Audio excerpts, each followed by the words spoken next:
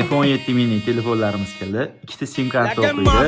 Bemalol Play Marketdan narsalar yozib, Instagram, Telegram, ikkinchi telefon qilib foydalansa bo'ladi. Kameralarni yozib ko'rsatib beraman. Tinib olarkan, maktab yoshidagi bolalarga olib bersalar, kichkina hisob mazar foydalanishadi. Narxlarni aytib o'taman. 630 ming so'm. Shunaqa yengil, arzon narxlarni o'tkazib olmaslik uchun kartichkani bosib qo'yilib, yaqinda 1 millionta bo'lishimiz kerak. Telefon nomerlarini ham bemalol foydalansa bo'ladi. Gronkalarni ham sim karta qo'yib foydalandik. Imeykadan o'tgan bo'ladi. Eng kerakligi ovozlari baland, gronkalar ham zo'r chiqargan, gaplashib beradi. Rasmlarga shu foydalanasiz. Ixchamligini qaraydi. Buni ranglarini hozir video davomida qo'yib qo'yaman. Keyin hozir kamerasini ko'rsataman. Ishlab beradi. Kamerani jimligini qaraydi. iPhone 7 ni o'zi bor.